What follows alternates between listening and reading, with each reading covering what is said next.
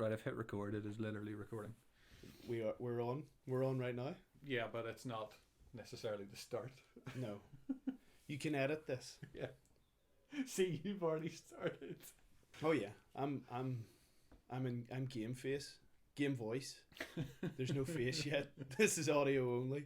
This is what it was like when I was trying to do filming stuff. I'd written a scene from a movie, and a friend and I were going to try and film it, and with me in front of the camera because he was helping me film it. Mm-hmm. And I just, every time the camera was on me, I just started laughing or smiling. I was supposed to be acting angry, and I just kept smiling and looking I was flailing my arms around like I was shouting at someone, but yeah. I had this big grin on my face and I just couldn't get rid of it. Well, there's no cameras around now, Josh. So True. Would it help if I looked away from you? No, what if I turn round and I face the other direction? Just you can talk to the back of my head. Right, I think we're gonna have to go with Skype. Yeah, I'll phone in from now on, but not Skype video, just audio, so you don't even have to look at my face. Yeah, exactly. Right, I'll give it a go. Hello everyone and welcome. See, that's presenter voice. Yes, you're already straight into presenter voice. You didn't skip a beat. Nope. Hey everyone, welcome to Games, Movie, etc. See, I want to say the games. I've already messed it up. Keep it in. Keep all of this in. This is gold, Josh. People will enjoy this. It'll probably be in. It'll humanize us. It'll humanize somewhere. It just might not be in at the start. It might be outtakes during the credits. Sure. Hello everyone and welcome to. Yeah, see, I was thinking about someone else or something else that time. There's a Ricky Gervais show where they try to start season 5. Have you listened to the podcast? Oh yeah. I mean, I really wanted to try and do a podcast without referencing the Ricky Gervais show, but anyway, yeah, we're there trying to start season 5 and they kept this stuff in because they kept messing up. It's good though. People enjoy it. I like it. Best bits when Stephen Merchant says hello before Ricky introduces him. And he's like, I was just so excited to say hello. Right, here we go. This is it.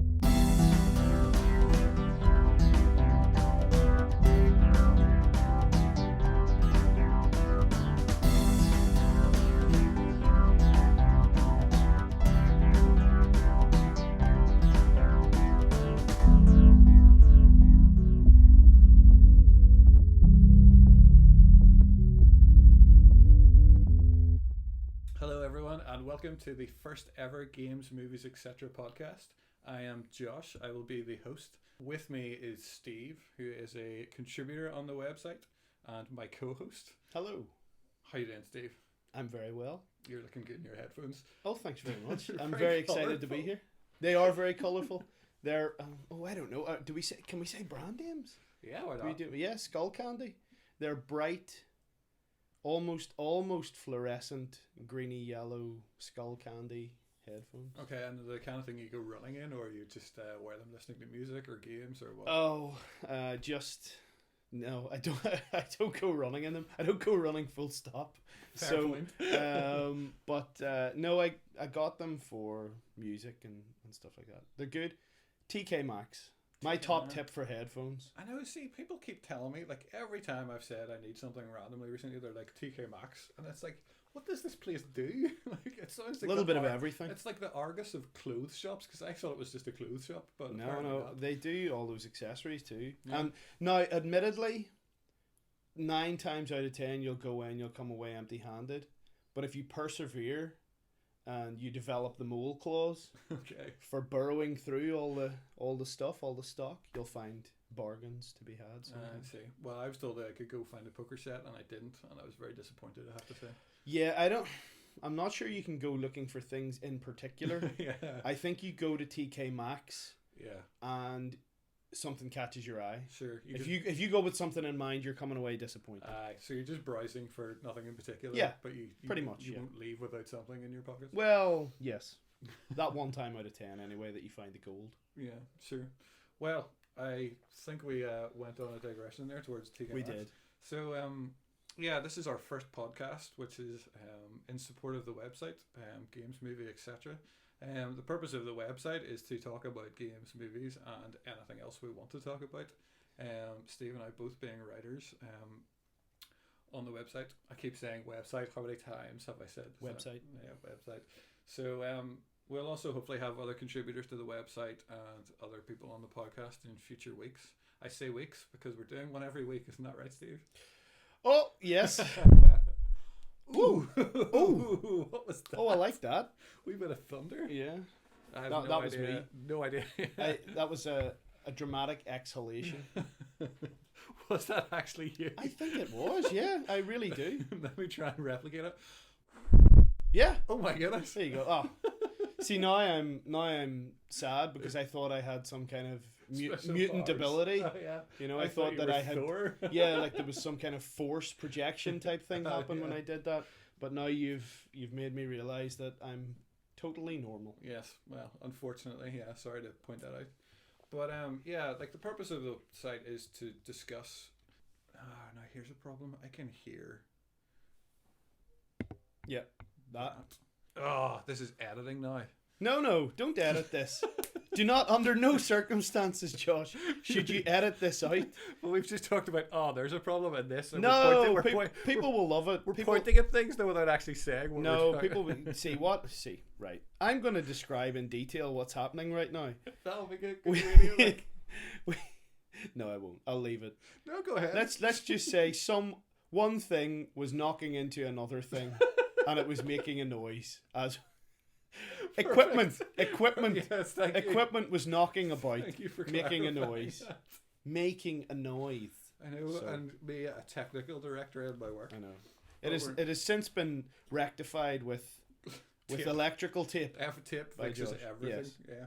Now I think we should leave that in. Yeah. Okay. So what was I talking about? Talking about the website. So yeah, like basically, I realized that like people who like games, movies, or anything else, just on the internet, they don't have anywhere to discuss what they do. So I just thought let's give them an opportunity to be able to discuss what they like to do. As far as I'm aware, the internet doesn't offer anywhere else you can do that. I don't know. I don't think so. I mean, there are plenty of news sites, review sites, and I mean, I guess people do it in social media to a certain extent, but I actually didn't expect you to take that point seriously because that is a ridiculous statement. There's nowhere for people to discuss stuff on the internet. Yeah.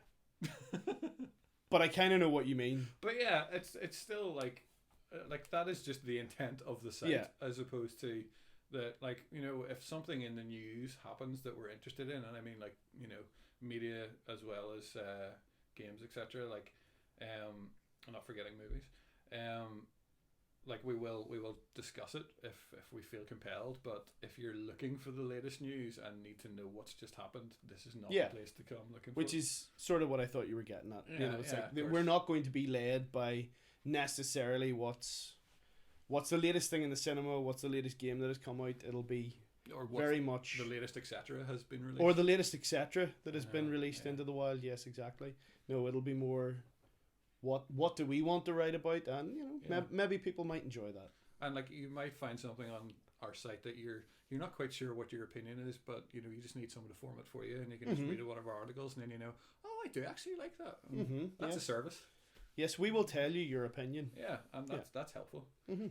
So, I mean, the big question to start with then is, have you done anything recently, or seen anything, played anything? What have you been up to? Nothing. No, that's not true. No, I mean we're coming off the back of Christmas break. A little bit more time to maybe devote to some leisure activities. So yes, played a few games over Christmas, watched a few movies. I finished Rise of the Tomb Raider. Oh yeah. Which I loved. I really, really enjoyed it. I'm actually not sure I enjoyed it more than or even as much as the first one, the reboot. I found myself at about halfway through the game no longer really enjoying it properly. Okay. And the reason was I am very much a kind of the way I play games, I enjoy the narrative. I enjoy the stories. To me, games are just another storytelling medium. But I'm sort of split personality because the other part of me is a real completionist. And Tomb Raider has a lot of little sort of side quests and collectibles and things to do. But frankly, I'm at the point in my life where I just don't have time to do them all anymore. And that's really aged us on this podcast. Yes, yeah. How old we are. I am 33. So yeah, no, I got to the point where I realized that I was coming into a new area in the game. For anybody who knows how Rise of the Tomb Raider works, it's open world to an extent, but the world is chunked into different parts of the map. So as I went into a new part, I would be trying to get through the story, but I would inevitably be, distracted by, I could go and do this, and that's come up on the map, so I could do that. And to be honest with you, by the time I'd done a few of those, I kind of had forgotten, where was I in the story? And also it didn't feel natural. So, the long answer to your question is, I was playing Doom over Christmas.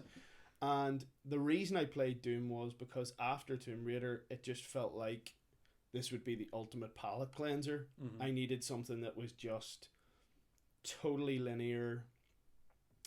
There are collectibles and secret areas in it, but you don't feel compelled. I was not looking for those.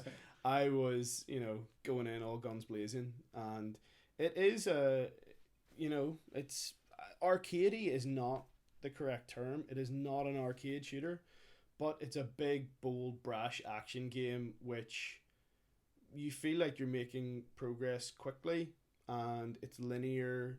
There are big areas that you go into, but it all feels very kind of quick moving, and yeah, it didn't take me long to finish, and yeah, what it has done, it's made me go, okay, I'm ready to do something else maybe a little bit more meaty. So the next game will be Dishonored 2. But yes, so I enjoyed Doom tremendously. Well, that's the interesting thing that, and I know this is something that's controversial to you, but I think I actually enjoyed Tomb Raider, as in Rise of the Tomb Raider, more than Uncharted 4.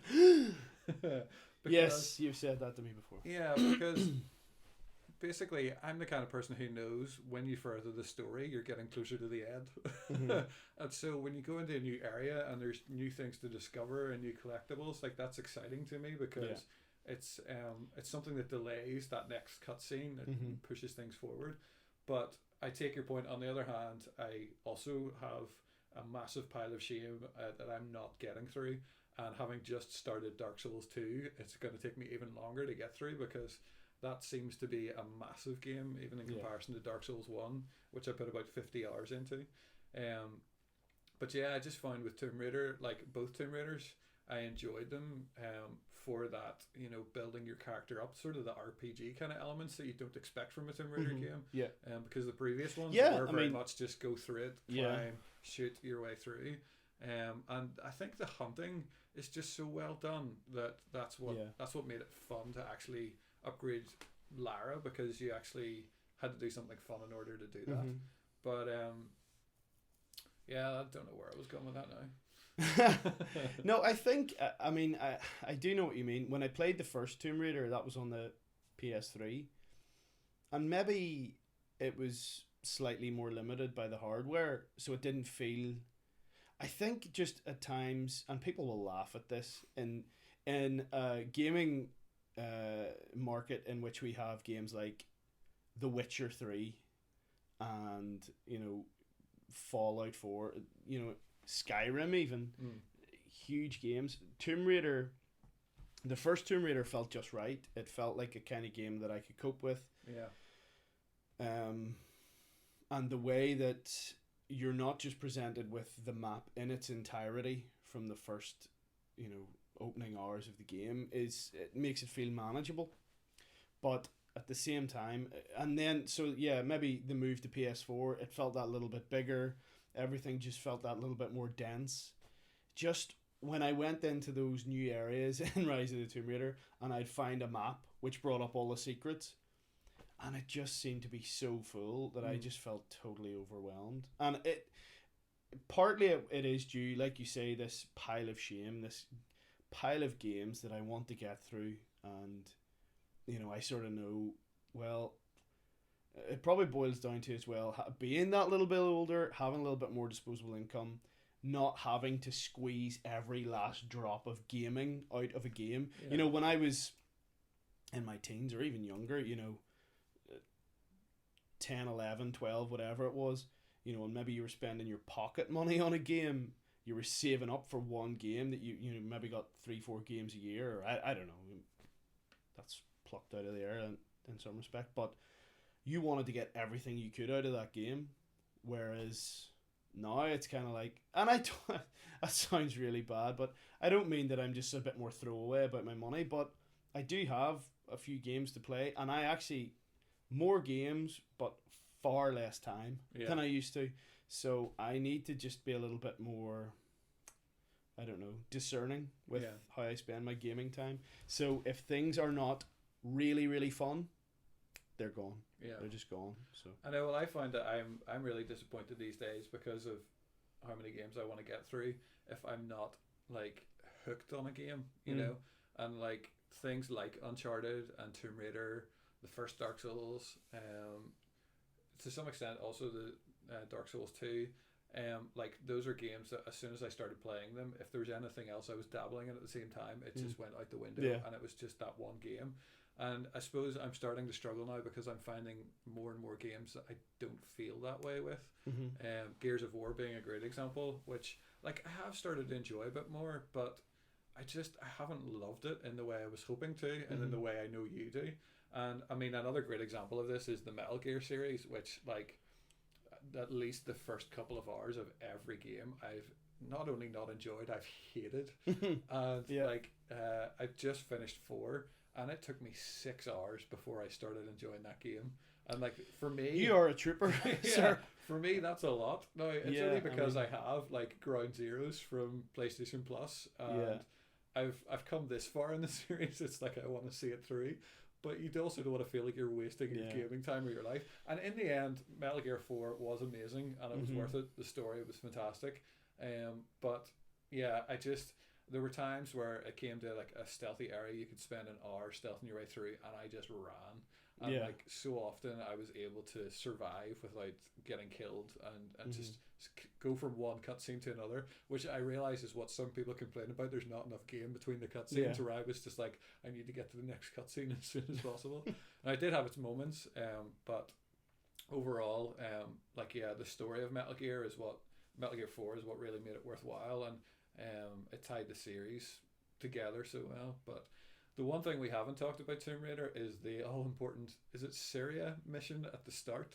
Don't start me. Apparently, without telling you, you need to 100%, otherwise you can't go back to it. Oh, it's so irritating. And like for me, like the first Tomb Raider, the Arkham games, those are ones that I wanted to 100%. And this is the one that I was excited about. I remember as soon as the first Tomb Raider ended, it was like, I can't wait for the next one. Waiting for this to come out, and there you go. You've like forgotten something in the first level. You can't go back.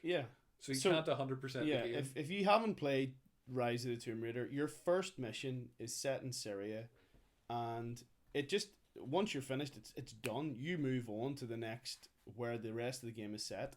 And that only happens once. It's the rest of the game is in that one place.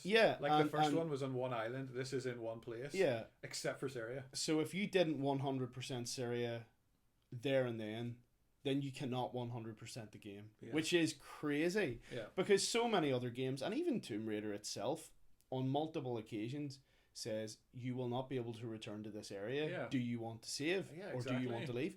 This didn't. Which I mean, I just remember I'm sure for completionists, I'm sure there were people out there who burned down the house. Well, what I was going to say was just went, right, okay, I'm starting again. But you know, oh no, I definitely wasn't up for that. Who has time for that?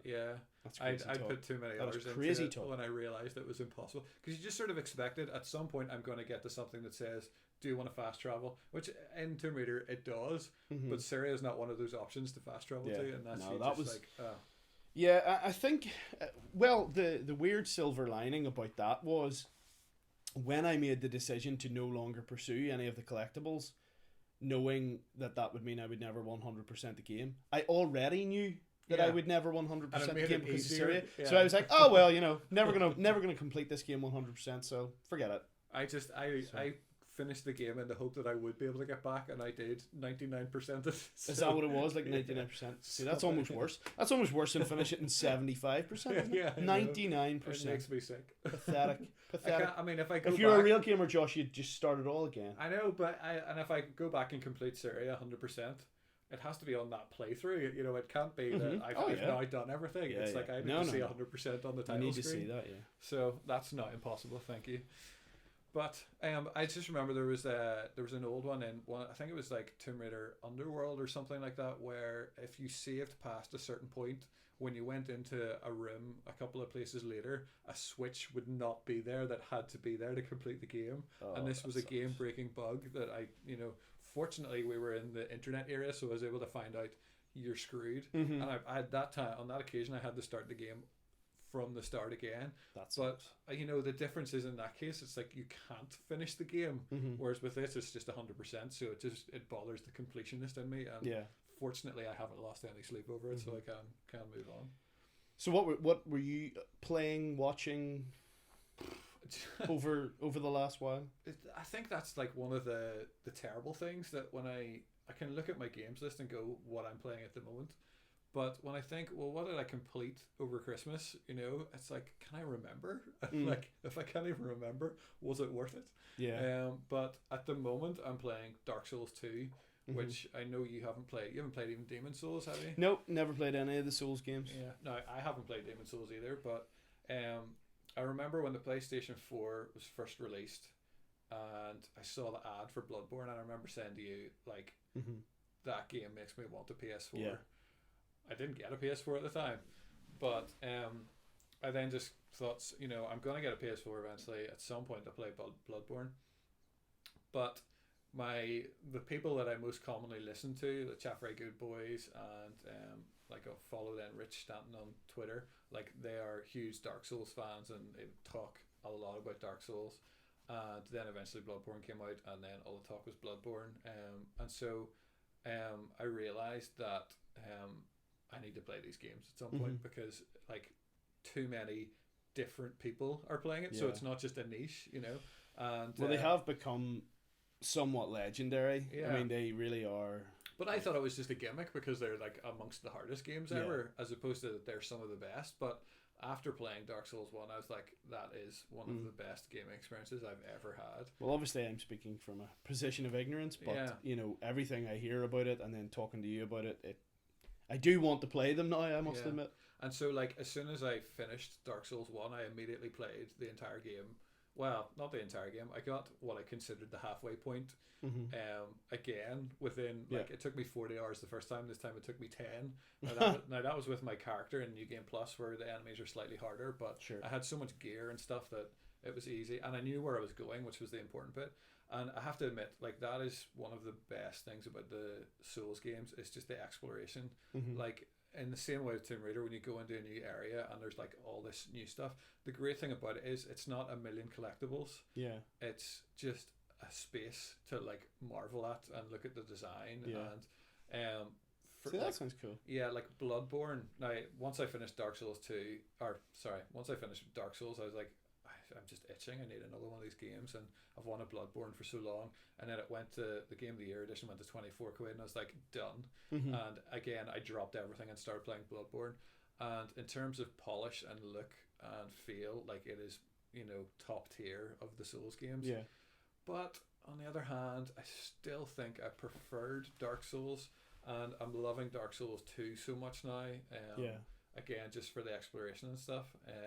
And I find that I've rarely had to grind in these games. There's been, one or two occasions. Dark Souls in particular, you definitely had to grind. Yeah. But with Bloodborne and Dark Souls 2, I felt like the progression was a bit more gentle, and therefore you didn't get stuck early on and have to grind in order to make up for that. So once I finished Bloodborne, it was like, right, I need a break from the Souls games, because I'm starting to OD, and like, I want to play something different. And I started into Captain Toad Treasure Tracker, which was great, and is a great wee game, but I have no idea what that game is like. Or I'd love to tell you, I've played so little of it. Okay. Because Dark Souls 2 went down to £10 on Xbox Live, and it was like, okay, everything else is stealing. Gone. Yeah, straight back into the Souls. So so that's how I ended up there. But I mean, I have a couple of games like sitting out that I'm technically currently playing as well, like Mario Bros Wii. I've gone back to finally complete that. I need to get into Starfox because Joe from BitSocket says it was close to being his game of the year. Oh really? And wow. I just feel like I've missed out on that to some extent, and I'm just want to work on it. That's interesting because now again, you know, I don't have a Wii U, which I'm sure we'll cover at some point. Because you do. Yeah, we should have a fan of it. Wii U special. Let's say this, it's soon going to be extinct. Yeah. I've completed the game. Now, obviously, I'm sure you know from Star Fox 64, completing the game is just one run through and one track, whereas there's many different ways you can go.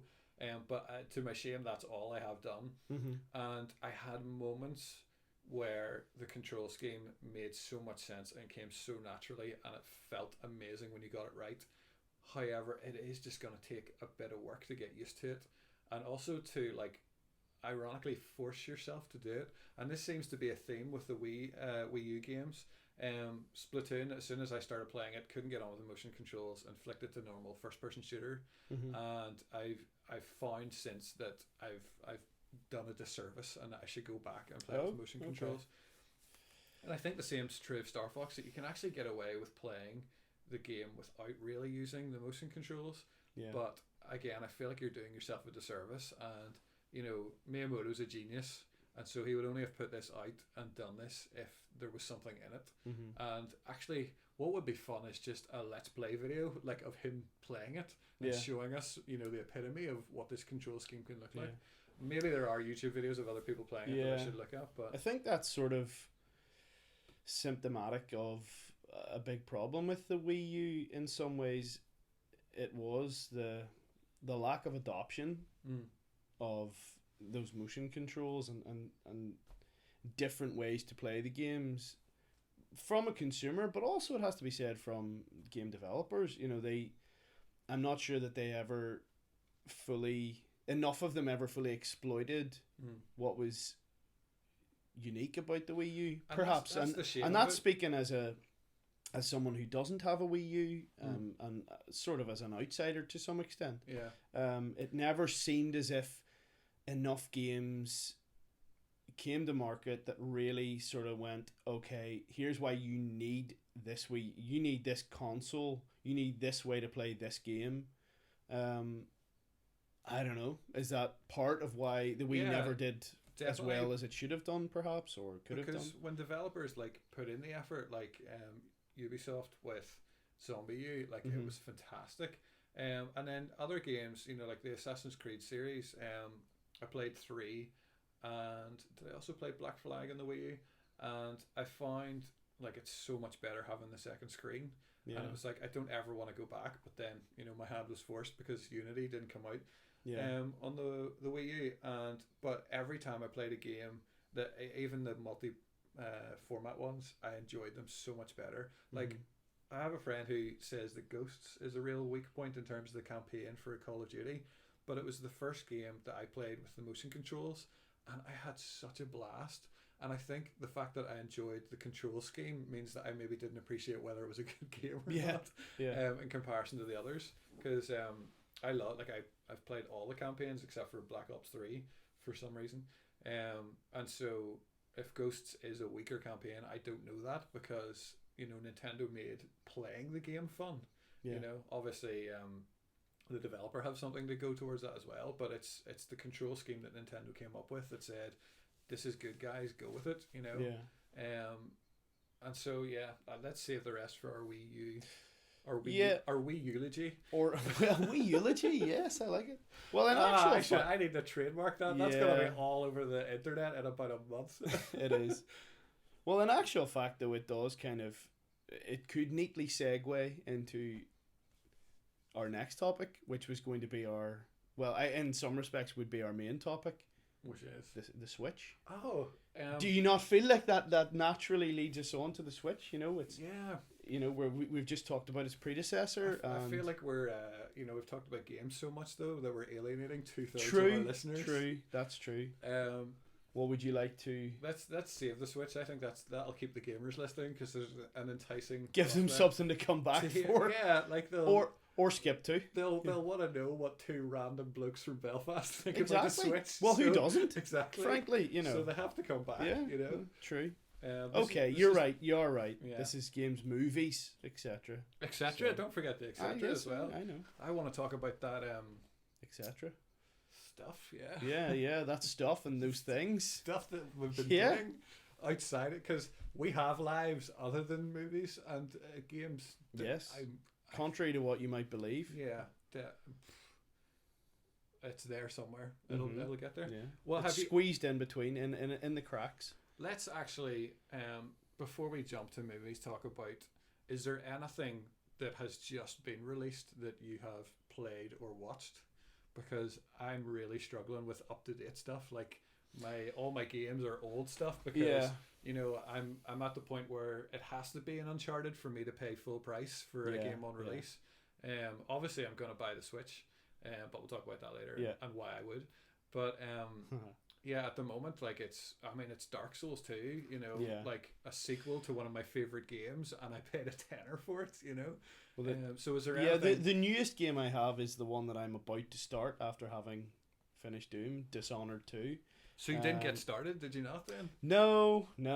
I got a nice text from Steve with a picture of Dishonored 2 on the screen, and I was like, I am so jealous of you right now. This is the problem with modern gaming. Yeah. You don't just put a disc into your console and get going. Yeah. You don't put a cartridge in and it immediately boots up. And I forget this every time. You go through a whole rigmarole, frankly, a whole song and dance of installing updates. Most of which, it has to be said, are only necessary for online play, which I have absolutely zero interest in. Yeah. But I'm forced to. So when I put the disc in, it said there's an optional update of 9.7 gig or whatever. Yeah. Do you want to do this now or later?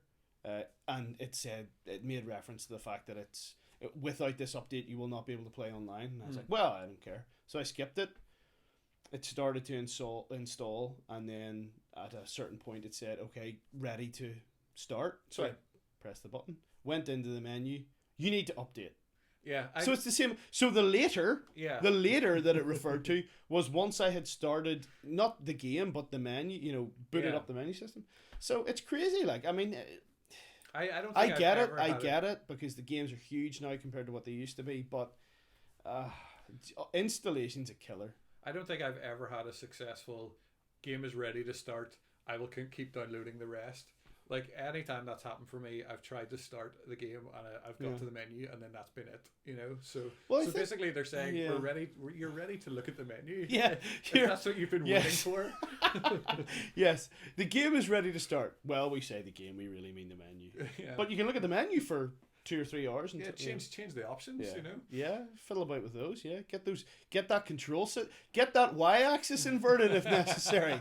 Yeah. No. See, my problem is like I have this whole ritual of if I prefer to buy physical at all costs. Likewise. And so I have this ritual of I will have the game sitting there ready to start in the cellophane. As soon as it's time for me to start that game, I'll open it, I'll stick the disc in, I'll be like, I'm ready to go. And then it's like... Yeah, not for 6 hours, you're not? You can play this tomorrow if you'd like. And, that's just so frustrating because you're just like, I want to play my new game. I've paid for the disc. And I think that's the most frustrating thing about it is that developers now have the option of releasing an unfinished game into retail. And then don't worry, there's a day one update which will fix all that. Yeah. And I appreciate that maybe gives them an extra week or month even, I don't know, to finish some things off. But my problem with that is that you're selling me an unfinished game, and now fortunately that the update will hopefully sort that out. In some cases it doesn't, but It's just a frustration that I'm paying for physical media and I still. And when you put it in, you stuff. still can't play it until you've. I mean, if you're the worst thing could be if you have 10 download games and you start a disc one and it says you need to download this and you don't have space, and it's like, but I bought the disc version. Yeah, I know. And so that's just so annoying. But so Dishonored would be the most recent game that I would be playing were I playing it. But I mean, I was a huge fan of the first Dishonored game, massive fan. I'm a big steampunk alternate history fan. I'm also a big first person shooter fan, or first person story driven games. They don't necessarily have to be shooters. And when I played through the first Dishonored, I did so mainly in a stealthy, non-lethal capacity. But it's just such a good game. The world that they created, I'm trying to remember who it is. The environment artist or the main creator of the game world is the same guy who created City 17 from Half-Life 2. Yeah. I believe so. I'm a big Half-Life fan as well, and yeah, it's just, it always felt to me like, oh, this is kind of like almost like a de facto part of the BioShock series even as well, it's I mean, I would have said it was developed by the same people. Yeah. It's just such a good game. Anyway, I don't want to devote too much time to a game that I haven't even played. But this is the up-to-date section. But we're talking about the other game. But I am very much looking forward to playing Dishonored 2. I'm doing a D thing at the minute. I played Doom, Dishonored 2, and I also have Deus Ex, the new Deus Ex as well. So they will be the three that I will play in sequence. But yeah, and then other new stuff, non-game related. If we want to move on. Yes, indeed. The most up to date movie that I've seen. Don't get to the cinema as much as I used to anymore. But I watched The Girl with All the Gifts. Oh yeah, which is really good. Yeah, the trailer sold me on that. Really I actually didn't know anything about it, but when I saw the trailer, I was like, I'm cheating a little bit here in that the most obvious comparisons to anything else in sort of popular mainstream media of any type is The Last of Us, the game The Last of Us. Sure. So I could talk about games here still if we want to. It's a good thing our site references everything. Yeah, but no, the movie itself is fantastic. The ending is not bad. Spoilers. But it is not as strong as I hoped it would be. Sure. The game. Oh, I've got games on the mind now. The movie promises a lot, and then in some respects it does deliver on it, but it's sort of the final third of the film is not as strong as the first 2/3. The premise of the movie is brilliant. I'm a huge zombie fan. Anything to do with zombies, games, movies, whatever, Walking Dead TV shows, games, movies, etc. I love anything zombie related, and seemingly can't tire of it. Sure. Although I did watch Z Nation, which I did not care for, but that's about it. But I'll admit that it's not a genre that usually can surprise. Sure. It seems like everything's been done.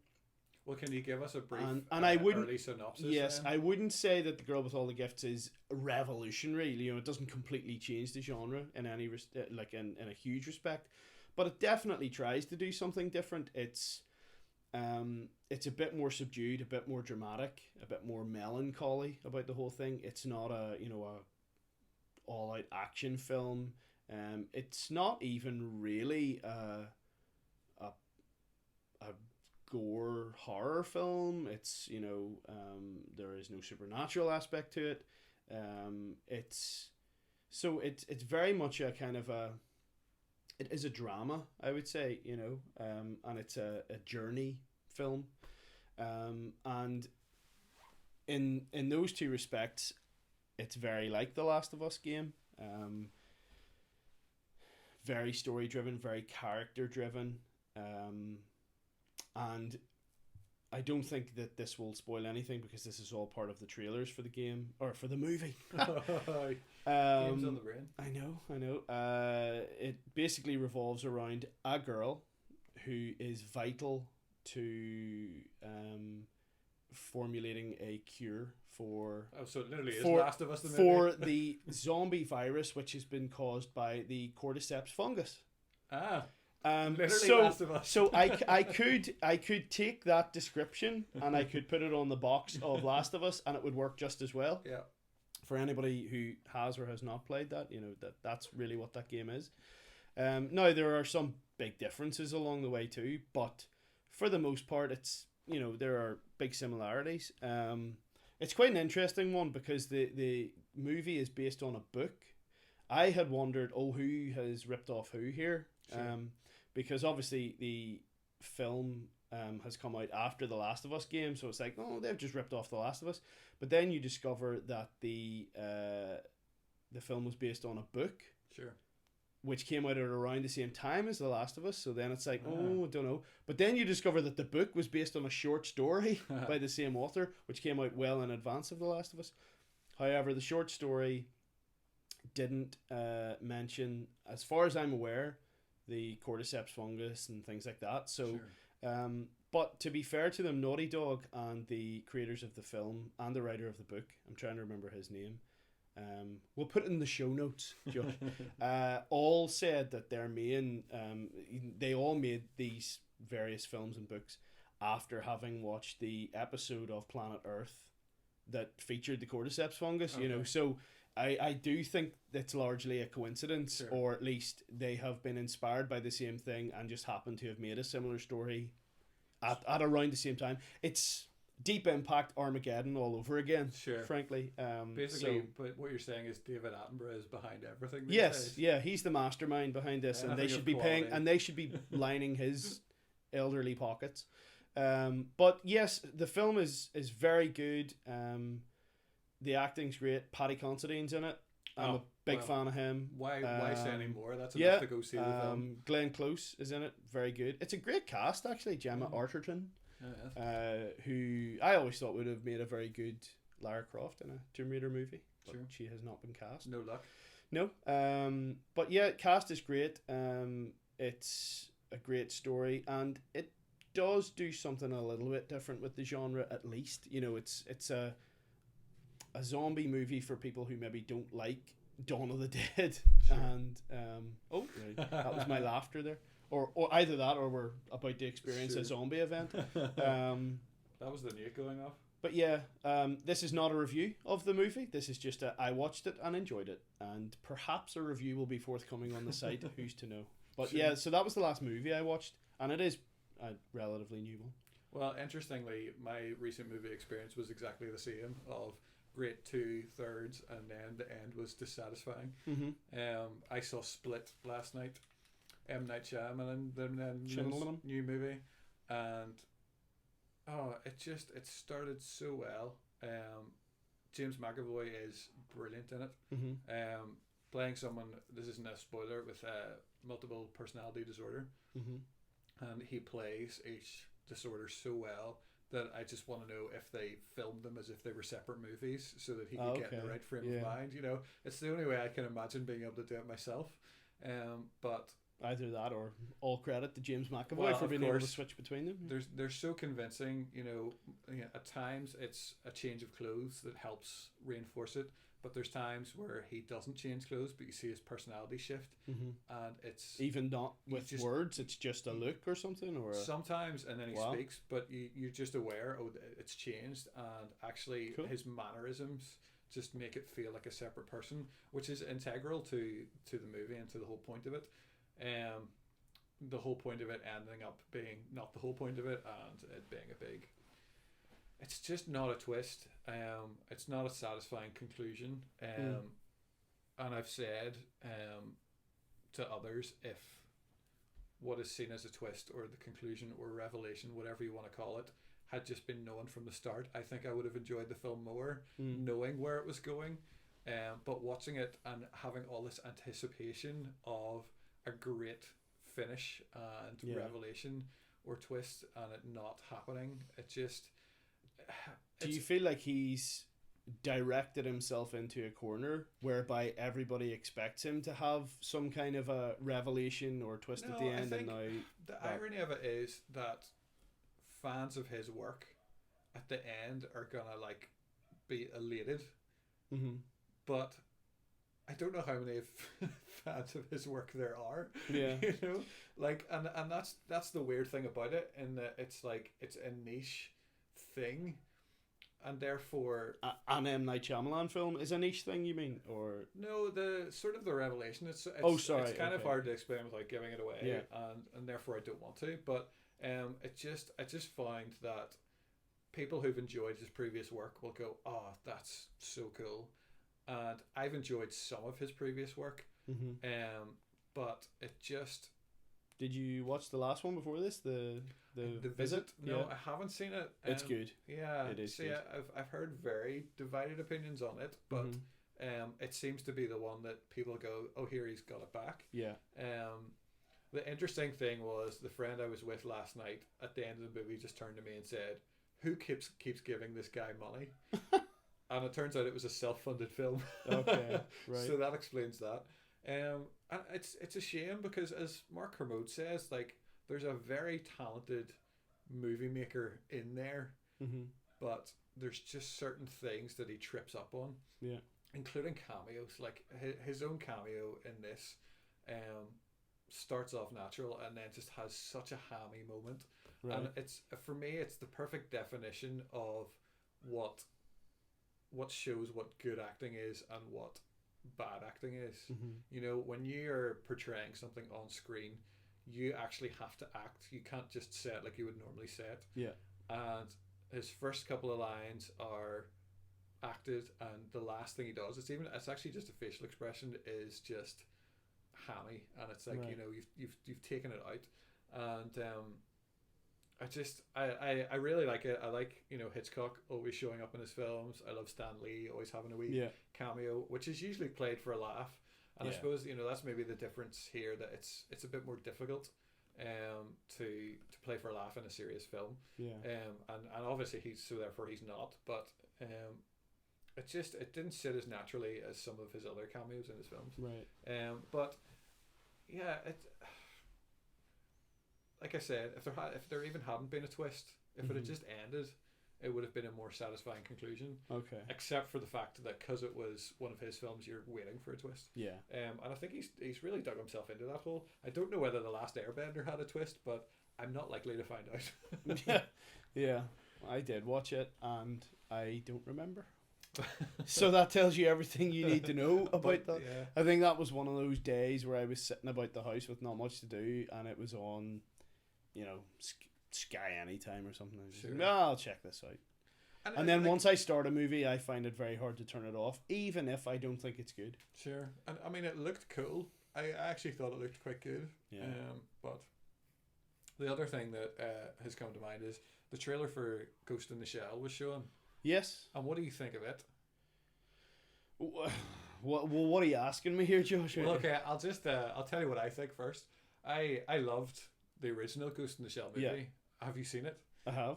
And it's spectacular. Yes. And so when I heard there was a live action one coming, I was like, right, we're in an era where this can happen and it will look right. Yeah. And most of it looks right. However, again, the guy I was with when the John Wick trailer, John Wick 2, Chapter 2, played, he turned to me and said, this could almost be the same place as the last movie.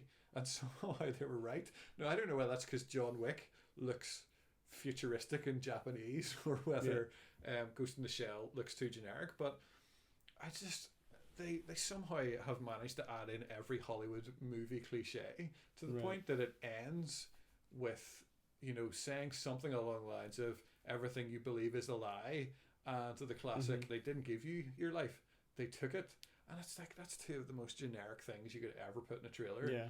And this is a really original and different movie, and they've somehow managed to make it quite general. On the other hand, a lot of the visuals look good, the shots look good as well, so I think it will be good. But it just, as a trailer, I thought you were asking me whether I I thought we were going to get into a whitewashing discussion. Oh, of course not. Yeah. I just accept that as something that has happened. I think it's disappointing, and I don't think it should have happened. Yeah. But it's not going to stop me from seeing the movie. No.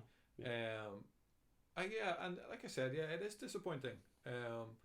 But I think ScarJo will do a good job. I think she does a good job, actually, just even watching the trailer. But she's still quite different from the original film to some extent as well. For me, it's a sign of the things that they have changed that will make this a more generic Hollywood blockbuster rather than the spirit of the original, which I think is a shame. Which could be said of a lot of things, but that's the point. Game to movie adaptations, book to movie adaptations, foreign cinema that is then reproduced in Hollywood very often loses that which makes it special, different, worth making into a movie. Yeah. And then they end up making something generic or, which is a shame. And but let's hope. Let's reserve judgment until we watch it. Yes. Now, at this moment, I think we should switch our conversation. Yes, indeed. Because we both just did the choreographed. Yeah, I mean, if you were playing a drinking game during that live presentation of any time they say Nintendo Switch, you finish your drink, or even Switch, you drink. Yeah, like you wouldn't have made it 10 minutes into it. So that Nintendo Switch live broadcast, that was something. I think we had very different responses to this because I loved the majority of it. I did feel it petered out, but for me, the start when they mentioned every feature of the Switch, I was like, that's what I was hoping for. That's what I wanted. Battery life's the thing that's like, I expected that, but hoped for better. But how can you with that kind of a console? Yeah. If it was a normal tablet, I wouldn't expect it to last 3 hours. Yeah. Playing a game like Zelda, So, but generally, what were your thoughts? Yeah. Well, so to be upfront, Josh, you are a massive Nintendo fan, and absolutely, and unashamed. I had this conversation in the Apple store with one of the guys there that if I had to get rid of every console of the current generation and only keep one, like by far, it would be the Wii U. Not even crazy. Not even crazy the slightest chance. Anything else. So there's about 3 or 4 games that I'd be sad to miss out on. Yeah. But I'd be happy as a gamer. So I am also a Nintendo fan, but possibly more of a Nintendo fan of old. The last Nintendo. To be fair, I had a Wii, but I played some of the games in the earlier days and then it petered out. Love the GameCube. Absolutely adore the GameCube. One of my favorite consoles. Had an N64, SNES, going right back. I love Nintendo. I think Nintendo are brilliant. We need Nintendo in the game space because they do something different from the other two main competitors. The Wii U just didn't appeal strongly enough to me. Nothing came out that really made me go, I need that, I need it. We have had this conversation, many times where you've tried to convince me, and I think that's the point, that once I have my Switch and I'm maybe not playing my Wii U as much, if I lend it to you, or if you get yourself a Wii U at some point, I will lend you the games that will blow your mind, and you'll go, I completely missed out on this. And I'm confident of that. Right. I'm confident. The thing I'm not confident about is that you'll have the time to play the games. Yeah. But the point is, if I could give you 5 games and say, play those, you'll be like, I completely missed out on this. Yeah. I'm confident of that, So, what I was going to say was, that said, I think the Switch looks like a great piece of hardware. It looks good. It has a lot of features that I think are, really unique. The fact that you can turn it from a home console to a tablet, that you can turn the little Joy-Cons on their side and use them as mini controllers, and 2 people play on the tablet at the same time, maybe on a plane, train, car. I could have said automobile there, like you were setting it up. I know. I don't know why you didn't. No, I think it has some really good features. I think it looks good. It doesn't look like a toy. It looks like a proper piece of gaming hardware. But I definitely have my concerns, and I know you have the same concerns primarily about third-party support. We know that their first party games are going to be good. Zelda will be good. Mario Odyssey will be good. They are a given. That is fine. In fact, Mario, that was one of the main reasons I didn't get a Wii. If they had brought out a proper successor to Mario 64, Mario Sunshine, a proper 3D open world Mario, I'd have been all over the Wii U because I love that. But so they've done that with the Switch. Brilliant. But we were texting during that press conference and that reveal or the broadcast, and it's worrying. It is worrying, the lack of third party support. Here we had a couple of guys from EA there, and all they showed was a FIFA port. They didn't even show it. They showed a screen saying FIFA. Yeah, and apparently it's a port of the PS3 and Xbox 360 version or whatever. I think it's, well, I know the way they announced they have Skyrim. They announced it as a dedicated FIFA for the Switch. Yeah. Which, I mean, is what happened previously with the Wii, I think. Yeah. They said, we know it's not the same console as the others, so we're making a specific FIFA. Yeah. And, that did not turn out well. So, and they have in the past, it's been FIFA 12 reskinned as 13 for the Wii, and, that's unforgivable. So, unfortunately, that we can only go with what we're seeing now, and that appears to be the case again.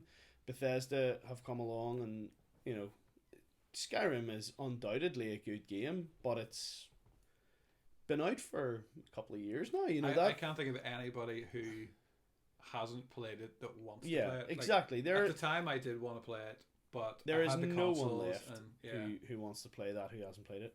So, and other than that, we had one of the representatives from Sega there saying, "This looks like a great piece of hardware. We're going to make some games." Okay, well, this was your chance to show what you're making. It worries me that there was nothing there to show, that there hasn't been third-party industry buy-in. Well, because third parties have been working on the console apparently, but they still had nothing to show for it. So that's crazy, and this whole, some people have said, "Oh, well, they're waiting for E3." That's crazy talk. You had a captive audience here at this one. This was your time to shine, and I don't know. First party games. People want to know, right? Can I play this year's Call of Duty, Battlefield, FIFA, Madden, whatever it happens to be? All those third party big gaming franchises. I want to be able to play those. So, okay. Well, I like the look of Uncharted more than Halo, so I'll go with a PS4. But it's not on the strength of the first party products alone. Nobody's just going, I'm going to get a PS4 and I'm going to play Uncharted 4 and Bloodborne. Because if you were doing that, there's, you didn't have a lot to play on the PS4 for the first couple of years here. And even if the Xbox One was to a large extent the same, people don't buy the consoles on the strength of first party alone. The third party games are vital. Yeah. I mean, that was demonstrably true on the Wii U. The Wii U is a good console. It has good first party games, but because they were not able to attract enough third party support, that's probably a big part of the reason that it didn't do well. And I'm worried for the Switch because, Zelda's going to come out at launch, and then, you got things like 1-2 Switch, ARMS, things like that look like a pleasant diversion. But are they going to fill the time until Mario comes out in the holiday season?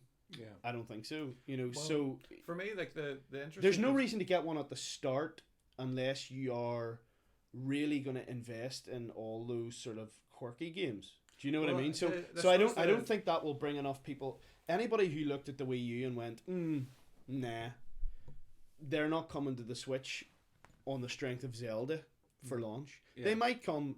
Once it comes to holiday time and Zelda, I can get Zelda and Mario. Cool, there's two big games that I can only play on this system. Brilliant.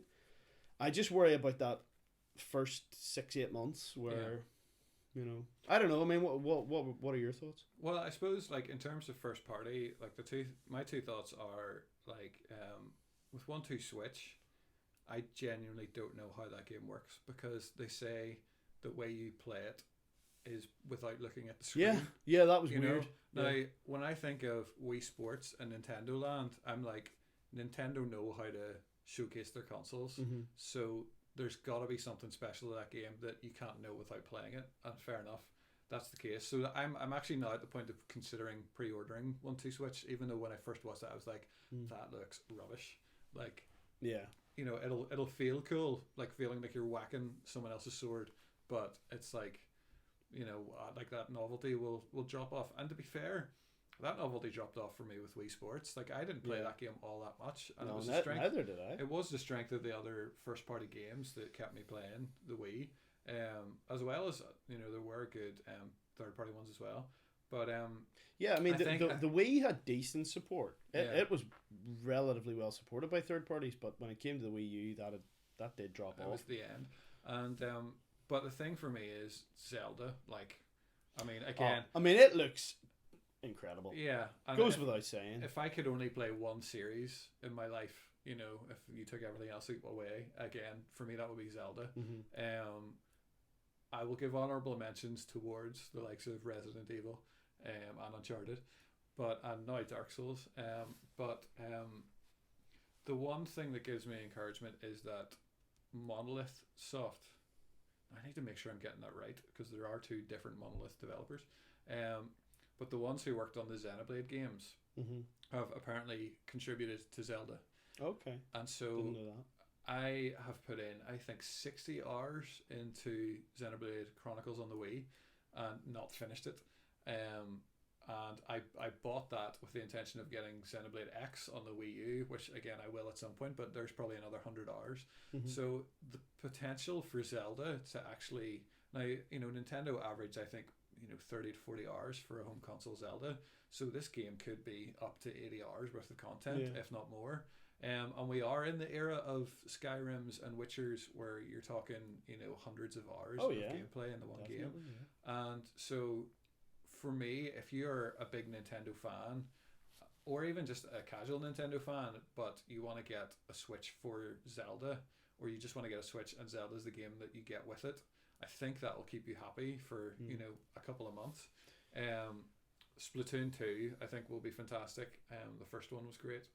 So like there's a trickle, and I mean the other thing is I just think there's probably so much more to be announced that we just haven't heard of.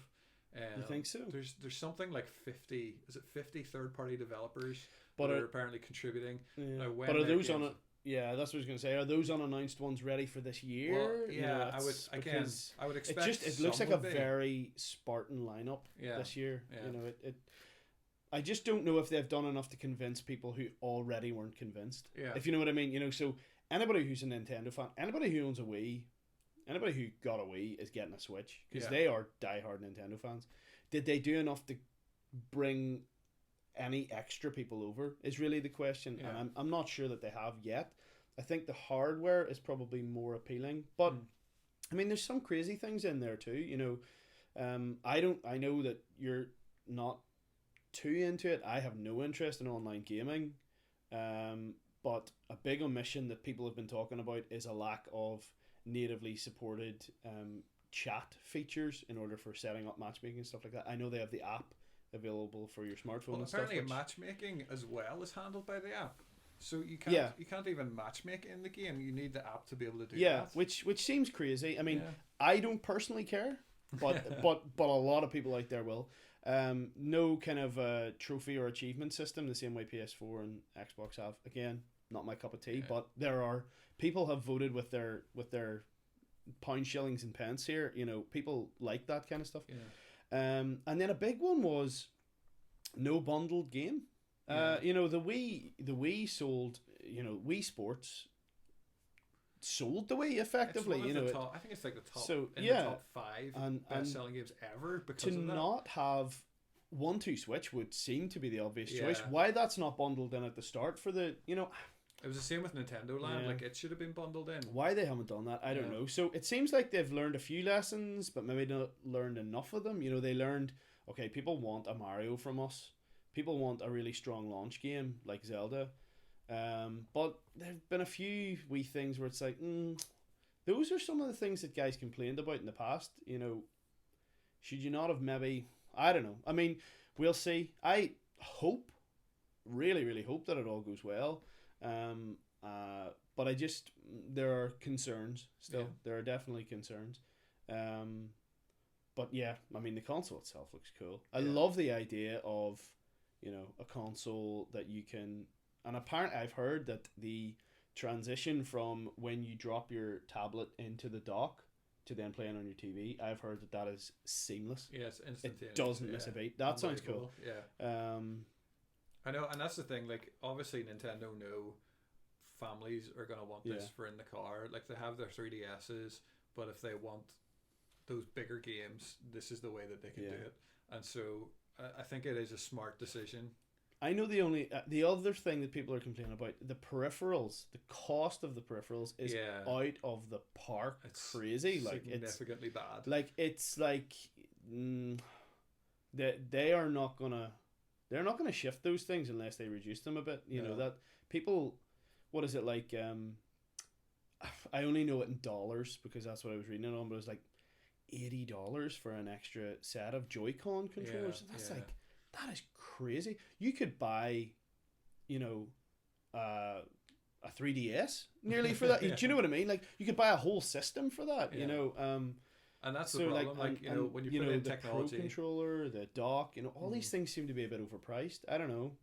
It seems like by the time you factor in, $300 for the system, not bundled with anything, so then you're going to spend what, I can't remember. As I say, I can't remember off the top of my head what it is in pounds. But the sad and unfortunate fact is we usually pay roughly in pounds what they pay in dollars in America, which is crazy. But say it's nearly £300 for the console, £50 for the game. You buy another extra couple of peripherals.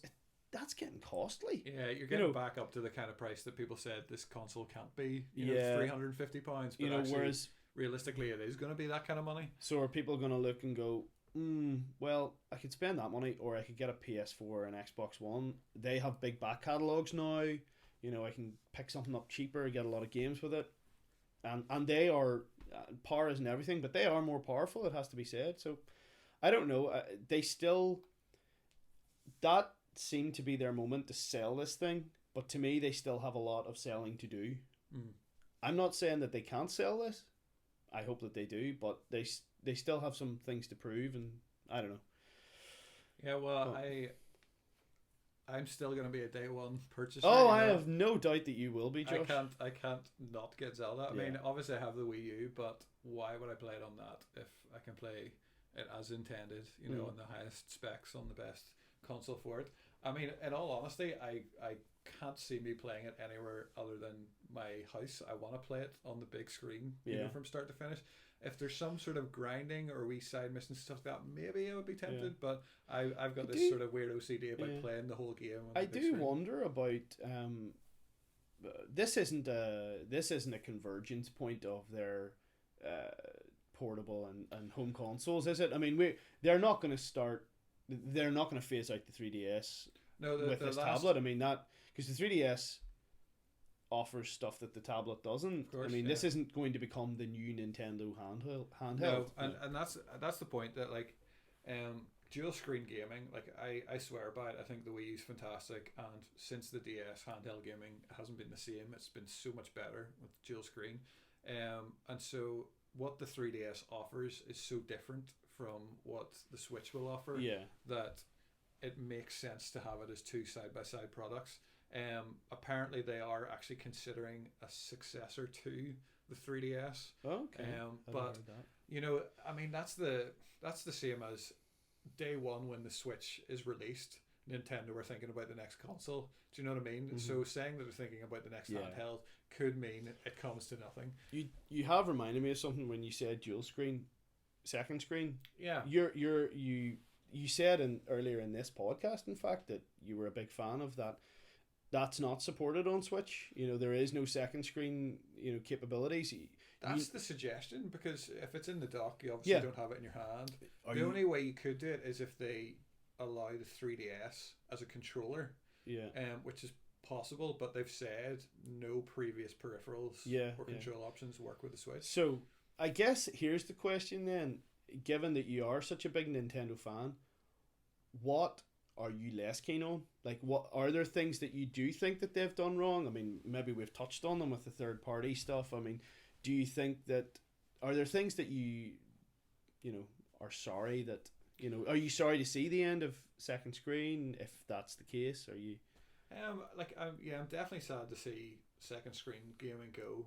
Like playing games like Assassin's Creed, which is a multi-format game, was just so much more satisfying on the Wii, on the Wii U, and even like something like Dark Souls, which is very like Zombie U, in that when you go into your bag to go through your inventory, the game doesn't stop, so someone can still come and attack you while you're working through your inventory. So actually having it on a second screen would be amazing. From Software actually mentioned as developers working on the Switch, and so potentially a Dark Souls collection, you know, it could be coming to the Switch. That's what's rumored. You know, people have been talking about there being a Dark Souls collection, and so again, if that was dual screen, it would be perfect. But you know, that's obviously not going to happen. The other thing, I suppose, like, I have to admit, power has almost always bothered me. Like, it's never affected my enjoyment. And even something like Unity, where I was like, this game looks spectacular, an hour after starting to play it, that meant nothing to me. But the fact that it is basically tablet technology, so it is closer to something like an iPad. Now obviously it's a higher spec, but I think other tablets could catch up with it soon. And again, if that's possible, then basically the unique selling point is Nintendo games again. And that's, because the dock doesn't add any additional processing power. It allows it to, I'm trying to remember exactly what it does. It allows it to run, because the tablet is 720p. And then when you play it on the TV, you can get full 1080p. So the only thing that the dock does is allow the processors to run faster. Additional cooling, maybe. I think maybe that's it. So it's not a super powerful console by any means. But like I said, you know, I could get rid of my Xbox One, PS4, and be happy with my Wii U with the power it has. So, but it's just, power isn't everything, of course. Well, of course, but it's the reason why it's a big concern is how easy, therefore, is it to port the new FIFA as opposed to your own FIFA. And you know, as an example, are people playing FIFA on the Switch playing against people who are playing on the Xbox One, or can they only play against other Switch players? The suggestion is that's the only way it's going.